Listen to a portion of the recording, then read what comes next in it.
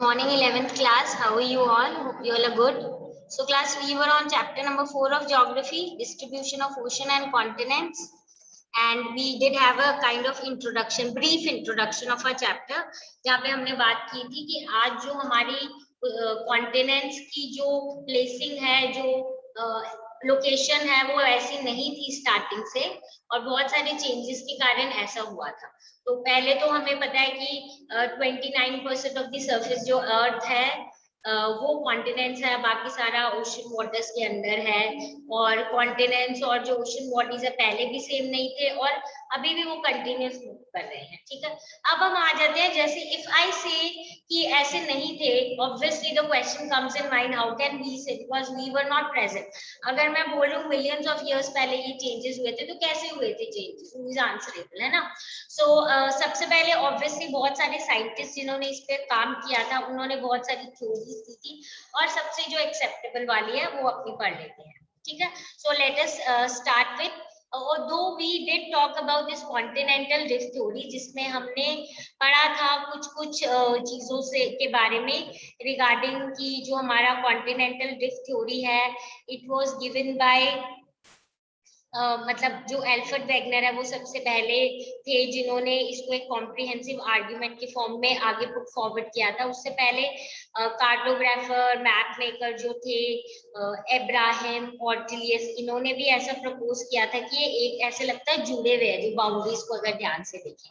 फिर हमने देख लिया था कि कैसे जितना भी हमारा मतलब सारा का सारा लैंड मास है, as you can see on screen also, कि पेंजिया बोलते थे उसको, सुपर कॉन्टिनेंट, और मेगा ओशन जो है वो पेंथिलेसा था, और कैसे वो स्प्लिट हुए और फिर उसके बाद फाइनली हमारे कॉन्टिनेंट्स बने। ठीक है, दो में डिवाइड हुए थे, ये देखो, और उसके बाद फिर हमारे कॉन्टिनेंट्स बने। तो this is something that we have already done, and I ended the class on the note कि किस एविडेंस पे ये बोल सकते हैं, मतलब हम क्यों बोलते हैं कि वेगनर की थ्योरी सबसे अच्छी एक्सप्लेनेटरी या कॉम्प्रिहेंसिव थी, क्योंकि उन्होंने कुछ एविडेंसेस दिए थे टू प्रूव कि ऐसा हुआ था, but the problem in his whole thesis was he could not prove कि ये जो ड्रिफ्टिंग हुई है कॉन्टिनेंट्स की क्यों हुई है, उसके बारे में भी पढ़ेंगे। First let us understand about the evidences given by Wegener.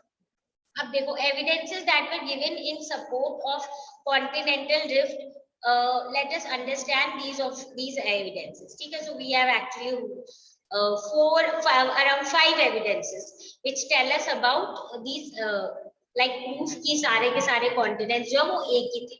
तो क्या है ये देख लेते हैं। सबसे पहला एविडेंस जो है अपना magic of continents as jigsaw puzzle. तो आप क्या देखोगे यहाँ पे, यू विल सी दैट ऐसे अपीयर होता है कि अगर वर्ल्ड मैप में से बहुत सारे ऐसे जो कॉन्टिनेंट्स हैं, जैसे ये वाला है एंड इसके साथ ये वाला है, ठीक है, तो आप देखोगे इनके मार्जिन्स ऐसे लग रही हैं कि अगर हम इनको मूव करके एक दूसरे के अंदर मैच करने की कोशिश करें तो ऐसा लगता है कि ये बिल्कुल फिट हो रहे हैं। So how is this possible? Obviously क्योंकि वो कभी ना कभी सेम होंगे। So what do they mean by this jigsaw puzzle? जब जिक्सॉ पजल की बात करते हैं यहाँ पे, तो जिक्सॉ पजल में they are just telling us कि you must have somewhere, I think you must have played the jigsaw puzzle, ऐसे करके blocks होते हैं, है ना, and then one of the blocks fixes into other block. I am drawing it with mouse, so basically I think you can still understand. ऐसे करके suppose इसमें यहाँ पे ये कर्व है, तो एक जो है आपका ऊपर की साइड ज्वाइन हो जाएगा, एक suppose ऐसे है कर्व, सो एक ब्लॉक यहाँ पे आपका ज्वाइन, मतलब जिक्सॉ पजल था। तो जिक्सॉ पजल में से फाइनल फिगर बनती कैसे है, जब सारे के सारे जितने भी अपने ब्लॉक्स हैं वो क्या हो जाए, वो मैच हो जाए एक दूसरे से, है ना, एज सिंपल एज दैट। तो सिमिलरली दे आर सेइंग कि अगर हम अपने कॉन्टिनेंट्स को भी देखने की कोशिश करें तो हम देखेंगे कि वो जो है एक दूसरे के अंदर इस तरीके से फिट हो जाते हैं जैसे कोई मतलब कभी ना कभी अटैच थे, या एक कंप्लीट फिगर जो है वो ऐसे बना ले।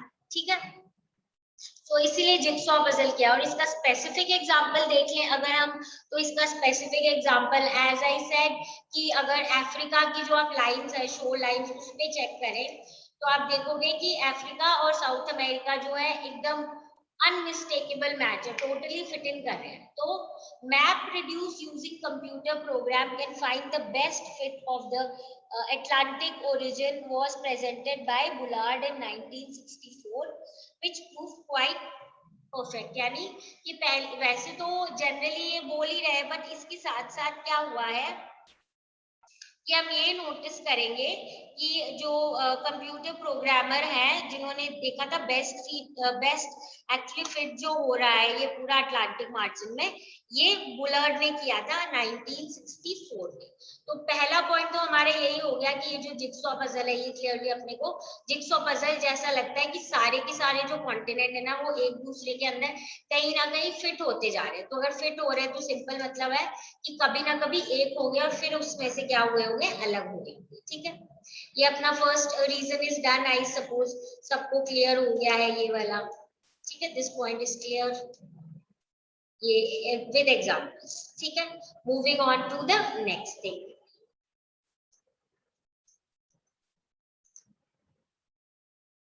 जो नेक्स्ट चीज है वो अपनी ये है regarding rocks of same age across the oceans. Now हमें पता है there we have developed so much की जो रेडियो एक्टिव डेटिंग होती है, रेडियो मेट्रिक जो डेटिंग होती है जो कि बहुत ज्यादा अब डेवलप्ड हो गई है, तो वो हमें रॉक फॉर्मेशन का टाइम पीरियड के बारे में बता देती है depending upon the carbon content and other kind of details. तो अब इससे हमने पता किया है कि बहुत सारे जो रॉक फॉर्मेशन है वो अलग अलग कॉन्टिनेंट्स में सेम टाइम पे फॉर्म हुए हैं, सेम टाइप के रॉक्स हैं, और वो कॉन्टिनेंट जो कि एक दूसरे से बहुत फार ऑफ है एंड इन बिटवीन ओशंस है। So how is it possible कि सेम टाइम पे सेम टाइप के रॉक इतनी दूर दूर दो जगह पे अपने को मिले हैं। ठीक है, तो इससे भी ये लगता है समवेयर सजेस्ट होता है कि ये दो जगह सेम थी, सेम जगह पे रॉक फॉर्म हुए थे, और फिर because of the changes, geological changes in geological time, ये जो पार्ट्स हैं अलग अलग हो गए और सेपरेट कॉन्टिनेंट्स हो गए थे। ठीक है, तो रेडियोमेट्रिक डेटिंग जो है वो हमें पता है रिसेंट ईयर्स में डेवलप हुई है और अलग अलग रॉक फॉर्मेशन के बारे में पढ़ा जा रहा है, and we can find out that different rocks far off areas have same kind of origin।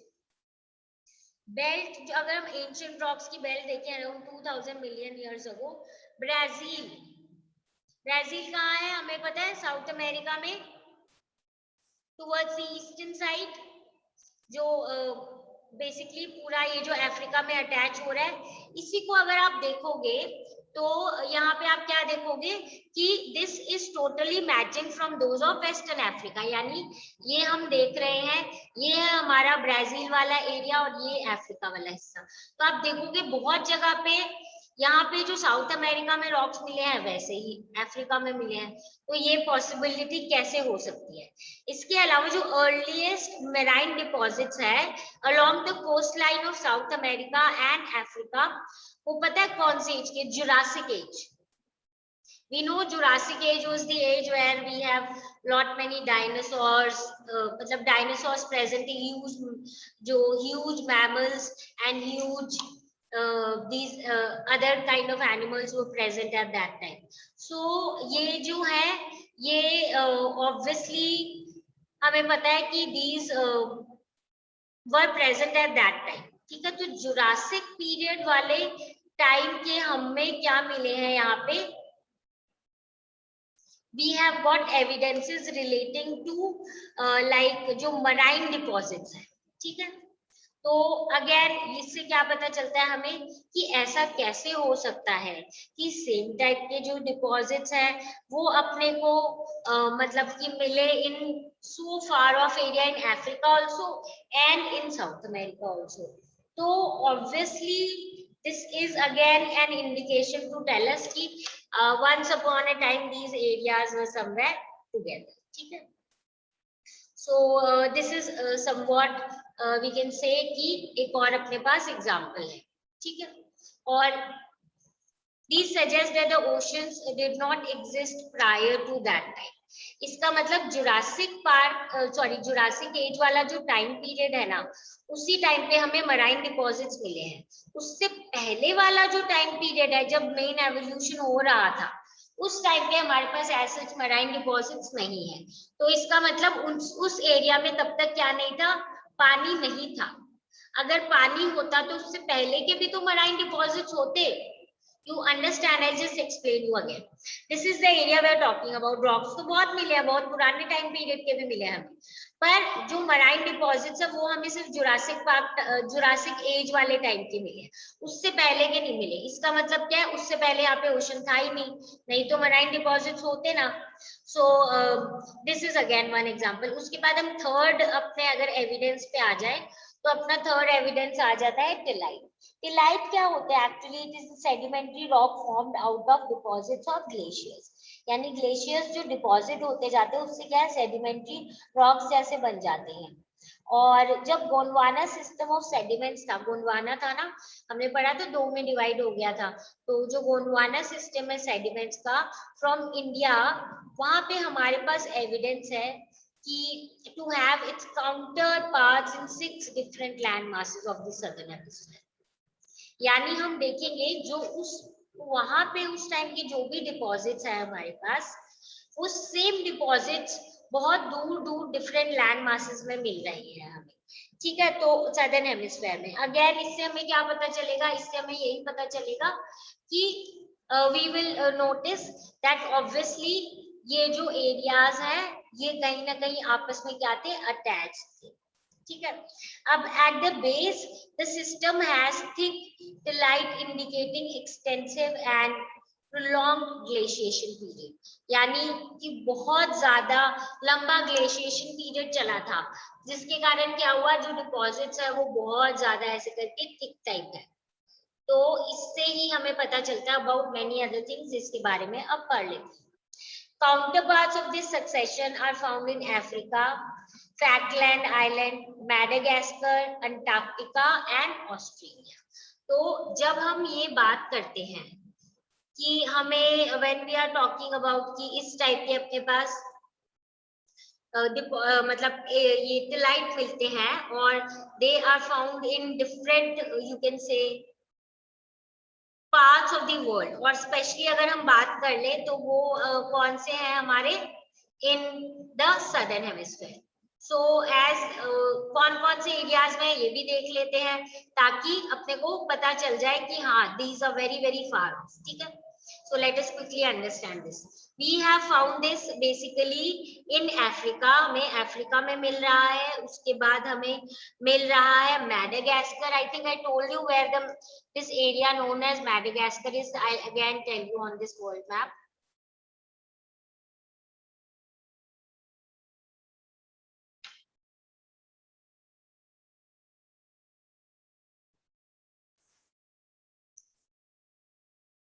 So here you can see we have these stellite evidences which have we find similar kind of things in here around India. उसके बाद हम देखेंगे similar thing is somewhere found in Africa.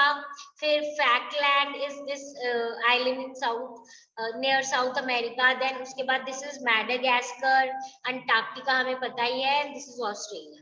So when we find these, see 1, 2, 3, 4, 5. Okay, सो 1, 2, 3, 4, 5, 6 इतने फार of areas में हमें मिल रहे हैं evidences. तो इसका हमें क्या मतलब पता चलता है कि ऑब्वियसली जो ये वर्ल्ड के जितने भी हमारे कॉन्टिनेंट्स हैं, स्पेशली अगर हम सदर्न एज यहाँ पे सदर्न वाली हेमिस्फीयर की बात करें, तो ये क्या सारे के सारे एक साथ अटैच थे। उसके अलावा अगर आप देखो तो ओवरऑल एविडेंस जो है या ओवरऑल रिजेम्बलेंस जो है गोंडवाना टाइप सेडिमेंट्स की, वो हमें बताती है कि इनकी सिमिलर हिस्ट्री होगी I mean. The glacier tillite जो है it provides evidence of the paleoclimatic and also of drifting the continents. Now what is paleoclimate? Paleoclimatic होता है बहुत पहले की history. If you all remember class, वैसे तो हम लोग बोलते हैं कि पेलियोलिथिक पीरियड की जब हम बात करते हैं तो स्टोन एज और इन सब से रिलेटेड बात करते हैं, है ना। बट जब हम पेलियो क्लाइमेट की बात करते हैं या पेलियो क्लाइमेटिक जो पढ़ते हैं उनसे उसके बारे में बात करते हैं, तो एक स्पेसिफिक जो एंशियंट टाइम पीरियड के बारे में पढ़ते हैं उनको बोला जाता है कि ये पेलियो क्लाइमेटिक की स्टडी करते हैं। तो हमारे पास बहुत सारे एविडेंसेस हैं ऑब्वियसली जो हमें बताते हैं कि ये जितनी भी एरिया जिसकी हम बात कर रहे हैं बार बार, ये किसी ना किसी टाइम पीरियड पे और स्पेशली ऑब्वियसली बहुत पुराने टाइम पीरियड में millions and millions years ago जो है एज हमारे पास प्रूफ है कि they all must have been together, ठीक है। सो क्लियरली अपने को ये बताते हैं कि ग्लेशियल पीरियड था और ऐसे करके यहाँ पे ये टिलाइट वगैरह थे और उसके बाद में क्या हुआ था, drifting of continents. Okay, so here class you can see as I said, देखो ये आपके आप देख सकते हो फैकलैंड जो है इधर साउथ अमेरिका के नीचे की साइड है और इसका ये पूरा मैप। अब हम आ जाते हैं फोर्थ एविडेंस पे जो है placer deposits. What exactly is placer deposit, ये भी देख लेते हैं। प्लेसर डिपॉजिट क्या होता है, जैसे कोई भी पर्टिकुलर यहाँ पे हम बात करेंगे अबाउट गोल्ड, तो जहाँ पे बोलेंगे कि उस वैल्यूएबल जो भी मिनरल है वो जहाँ पे मिलता है, ठीक है। सो प्लेसर डिपॉजिट या प्लेसर जो है accumulation of any valuable mineral that is somewhere formed because of certain processes, gravity separation और बहुत सारे अलग processes के लिए, और एक सेम या सेम एरिया के सोर्स रॉक जो होता है ना वो उनका सेम होता है, सेडिमेंट्री प्रोसेसेस के थ्रू फॉर्म होता है ये पूरा का पूरा। तो यहाँ पे हम देखेंगे कि रिच प्लेसर डिपॉजिट गोल्ड के जो है जो हमें घाना कोस्ट में मिल रहे हैं, कहाँ पे मिल रहे हैं, घाना coast.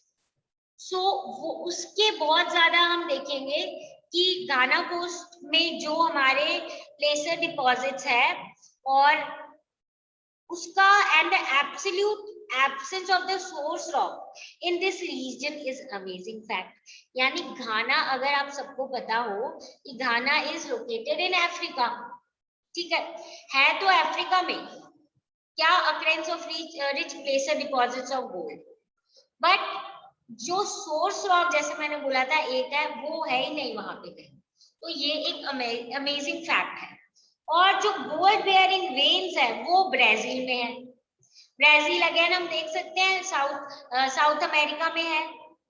So it is obvious कि जो गोल्ड डिपॉजिट्स घाना के हैं वो कहाँ से डिराइव हुए हैं, ब्राजील के प्लेटो से।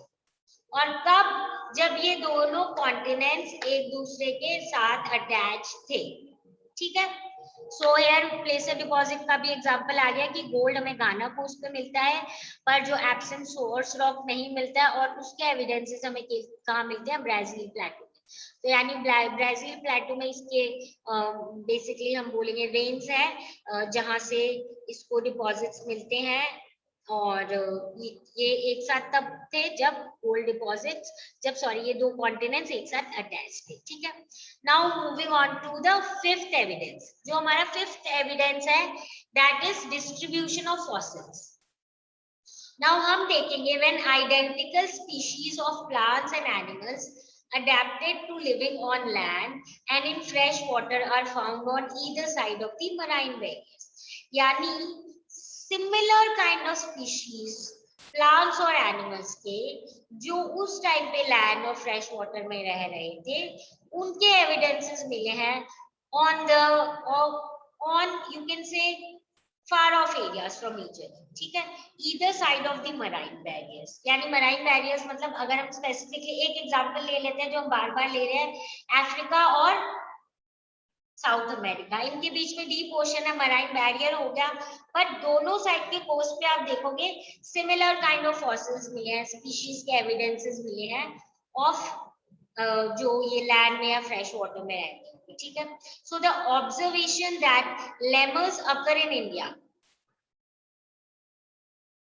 मैडागास्कर एंड अफ्रीका, तो यानी ये कंटिन्यूअस होगा लैंड मास, ठीक है। अगेन बताती हूँ, लेमुर्स जो है इंडिया में मिले हैं, इंडिया मैंने बताया, अपने को पता ही है।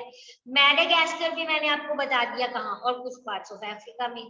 इसीलिए ऐसा माना जाता है एक कंबाइंड लैंड मास होगा इन तीनों का, जिनको लेमुरिया बोलते हैं इस लेमर के नेम के ऊपर, ठीक है। आई थिंक लेमुर आपने नाम सुन रखा होगा about this animal, and if you know this is an animal which is somewhat you can say kind of mammal, primates वाले टाइप का ही है, और जनरली वैसे मैडागास्कर में बहुत पाया जाता है, and it is kind of I can not compare to any other animal, but just a kind of animal who generally lives on trees, ठीक है।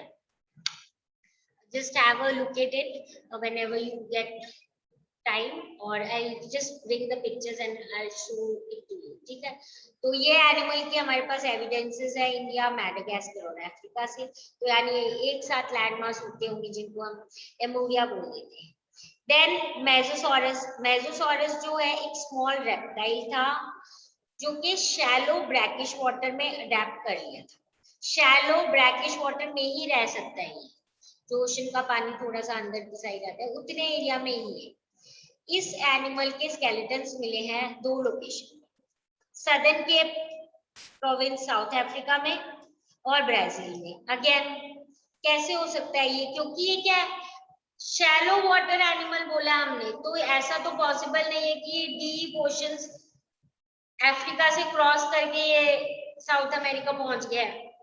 No, because it could not actually swim in these deep seas, etc. And that was such a long kind of distance between them. तो clearly हम यही देखेंगे यहाँ पे कि ये जो एविडेंसेस मिलते हैं हमें, ये प्रूफ करते हैं कि कहीं ना कहीं ये सारे कॉन्टिनेंट्स एक साथ जुड़े हुए होंगे। अगर हम इसी की बात करें, हमने मेसोसॉरस की बात की है यहाँ पे कि हमारे पास एविडेंस है सदर्न केप और साउथ अफ्रीका एंड इरावर फॉर्मेशन ऑफ ब्राजील। यहाँ पे आप देखोगे कि local localities present around 4800 kilometres with ocean between them. So obviously this is not possible for such animals to travel such a long distance. So clearly ये लोग एक साथ वो जुड़ा हुआ एरिया होगा जहाँ पे ये लोग रहते होंगे, ठीक है। So this is about the evidences, हमने पढ़ा है about the continental drift theory और जो एविडेंसेस जो ये प्रूफ करते हैं, मैचिंग ऑफ कॉन्टिनेंट्स यानी जिक्सॉ पजल वाला, rock of the same age across the oceans, tillite पढ़ लिया हमने, प्लेसर डिपॉजिट्स पढ़ लिया हमने, एंड हमने पढ़ लिया है about the distribution of fossils. Now let us understand about if Wegener is saying that these are all the reasons, ठीक है। ये सारे के सारे रीजंस अगर हम बोले कि हाँ एक साथ थे सारे कॉन्टिनेंट्स, पर ठीक है आप बोल रहे हो एक साथ थे कॉन्टिनेंट्स, हमने मान लिया, पर ये अलग हुए क्यों? ऐसा थोड़ी अचानक से ऐसे ही मन हुआ all of them got separated, नहीं, उसके पीछे कोई रीजन होगा। And until and unless you give a convention, you give a reason जो हमें कन्विंस कर दे कि हाँ आपकी थ्योरी सही है, तब तक वो थ्योरी जो है थोड़ी सी मतलब लोग कुछ ऑब्जेक्शन करेंगे उसमें। तो वेगनर ने बोला कि ये जो मूवमेंट रिस्पॉन्सिबल थे for drifting of continents, 2 region से थे। एक तो he said it was pole fleeing, ठीक है, and second was related to the tidal force.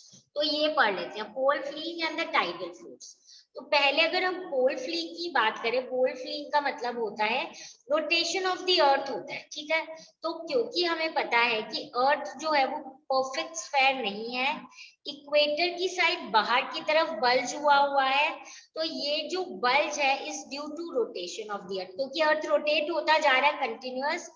तो जो सेंटर पोर्शन है, इक्वेटर जो वाला जो पोर्शन है वो क्या है, वो थोड़ा सा बाहर की तरफ बल्ज आउट है, ठीक है, and it is because of the rotation of the earth. So he is saying इसी फोर्स के कारण क्या है, जो कॉन्टिनेंट्स है वो ड्रिफ्ट हो गए, एक दूसरे से अलग हो गए, जो लैंड मास है वो अलग हो गया।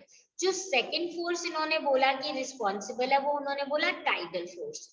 उन्होंने बोला कि attraction of the moon and sun के कारण टाइड्स डेवलप होती है ओशन वाटर्स में, तो यही फोर्स जो है ये बहुत इफेक्टिव हो गया था around millions of years ago, जिसके कारण क्या हुआ, जिसके कारण जो कॉन्टिनेंट्स है वो ड्रिफ्ट होने लग गए।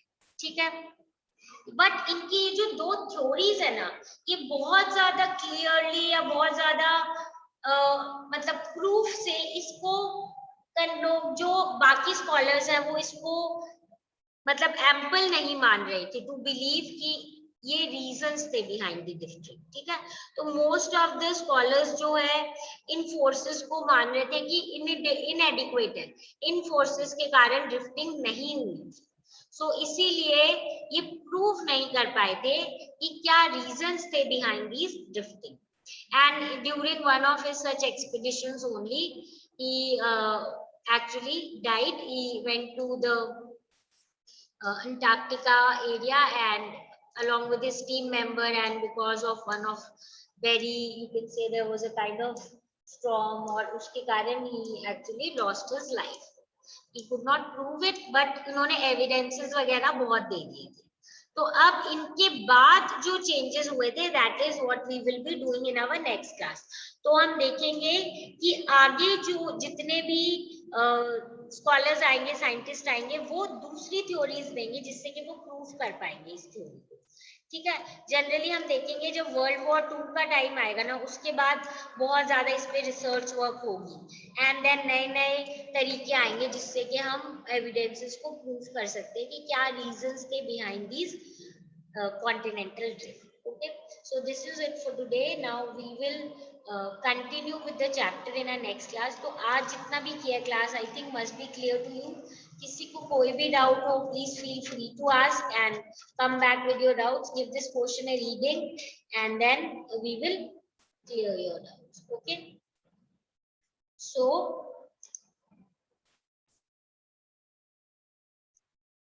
class, we'll just meet in our next class, and as I said, just give the portion a reading and come back with your doubts and we'll discuss and solve.